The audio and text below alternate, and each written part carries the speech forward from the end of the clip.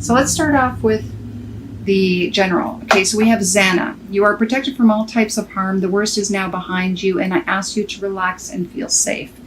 So presently, I want to say that perhaps you've been going through a lot right now, a lot of obstacles and challenges in your life, and you haven't felt, that you're loved or protected during this time. But this is to let you know that you actually are, and that the worst is behind you. You've been through hell and back, and now things are going to get much better and easier for you. Okay. The block, though, is that you're still, I feel you're still working on your emotions. You're still healing your emotions. This is Archangel Uriel. Your emotions are healing, which enables you to open to greater love. I'll help you release anger and unforgiveness from your heart.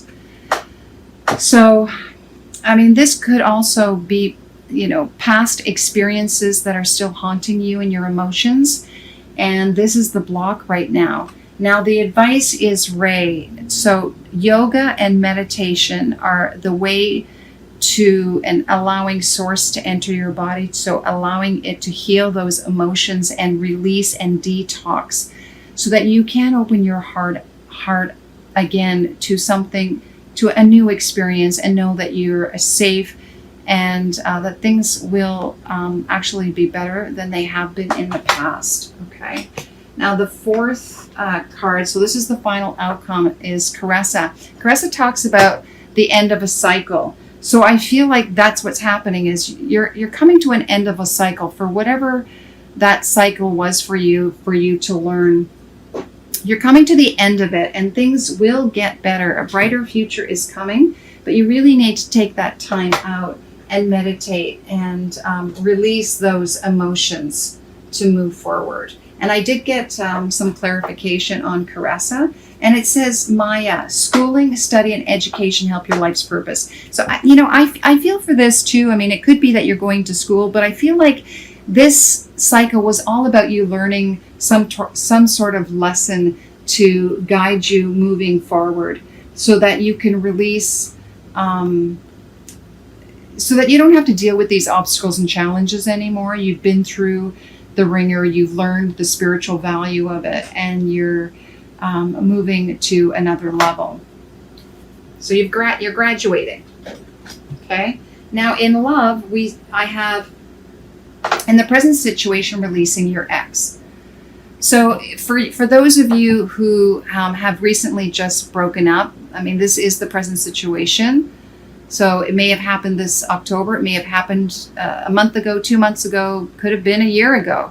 So all this is saying is that you're learning to really let go of that experience. Okay.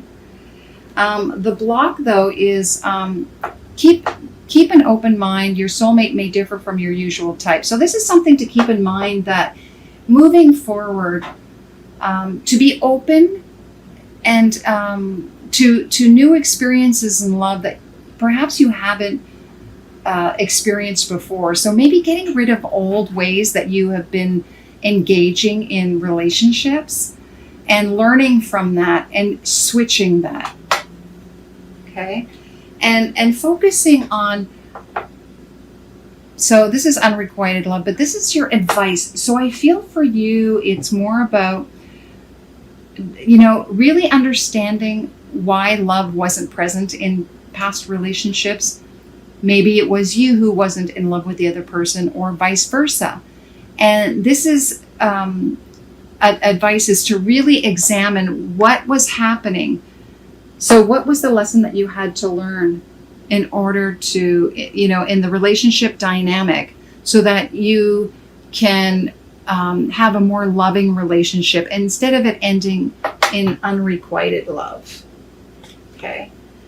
And to clarify that, I got a separation, a time apart from each other.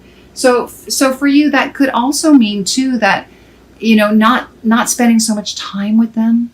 Also, it's understanding that it's important to let them miss you, not to jump so quickly to be with them all the time. Learning that you need time for you, and vice versa. They need time alone as well, so that they can really appreciate you and allow that love I can't even say it, develop. Okay? And the final outcome is chemistry. Chemistry.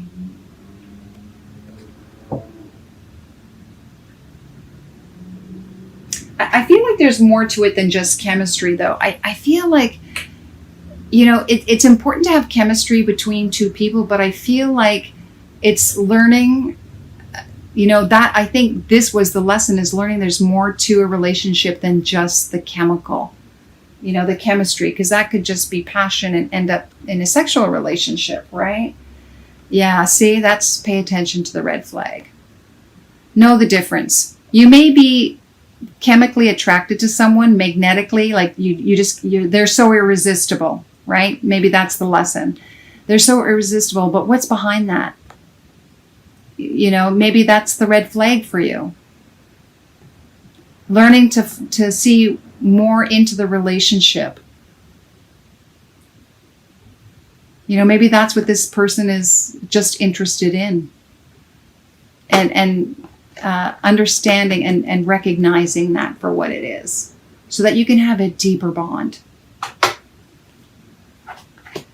All right, let's take a look now at career. Now, in the present situation, money is the issue. Now, for some of you, it might be that money is, your career is doing well and you're making quite a lot. The fruits of your labor, that's harvest time. You're enjoying the rewards of all your hard work. For others of you, you're wanting to know what you can do to bring in more money, more abundance into your career. Now, the block is freedom. So I feel like maybe you feel a little stuck in your career, that you don't have the freedom that you want. Perhaps you're in a 9-to-5 job that doesn't allow you flexibility, or you have a boss who is micromanaging you, and you would prefer to have more freedom in your career. And this might be an option. Maybe this is something that you haven't thought about. Writing. Maybe you're meant to be an author. Maybe this is where your abundance will come in. And it looks like you're being divinely guided to write. And that is definitely the advice. So look into something like this. And this won't be for all of you, but definitely for some. For others, it might just mean that you have more paperwork on your plate coming up this month. Okay? Final outcome is teaching. So this doesn't necessarily mean that you have to be teaching young kids, but it could be that you're writing for kids, or what you're writing will teach others. So it could be a self-help book.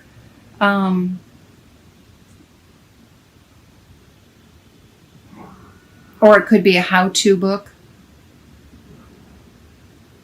Or you may be just teaching, they're learning from your example, or whatever it is that you're writing from. It's something that can inspire them.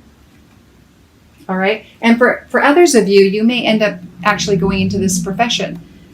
Maybe you're realizing that you can help teach others how to write.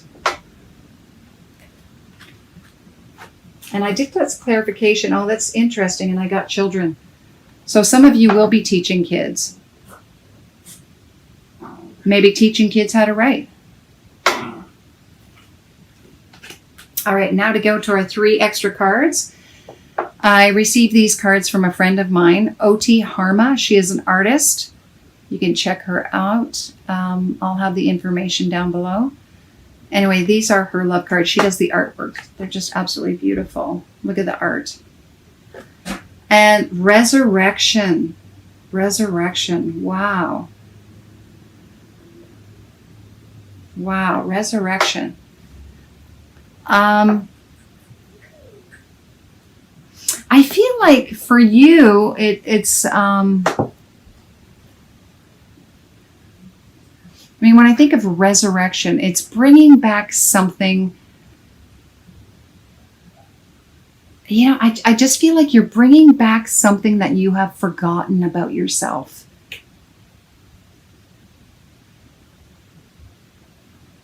You know, maybe it is the writing. Maybe it's the teaching. Maybe it's even working in finance, working with kids. Any form of self-expression, there is some gift that you have bubbling up that you have forgotten, and you're bringing it back, which could end up being, you know, the resurrection of who you really are. This is beautiful.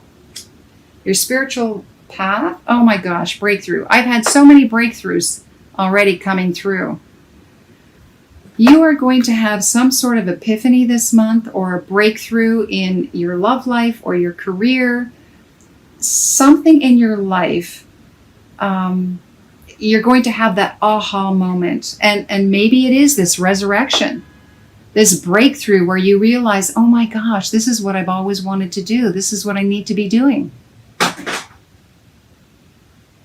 And I'm ready to show the world this part of me. Beautiful breakthrough. And final outcome is lizard. A lizard.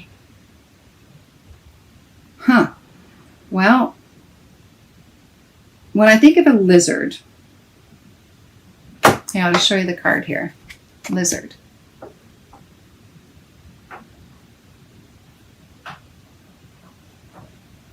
I'm just looking at the scales here and the skin. I'm going to look this one up. But for me, it just says, I feel like getting a new skin. Even though it's not the snake, which would shed its skin. I just feel like for this one, because the skin is being shown here, it really is about learning how to be more comfortable in your skin,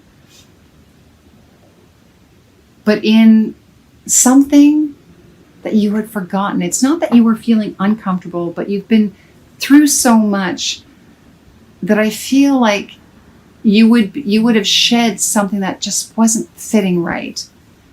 And yeah, you're bringing that back. But let me look this up just to get some more clarification, because nothing else is popping up. So let's see if it can shed more light. All right, so lizard is fire element. Lizard, instinctual, sensitive to the subtle, dreamer. So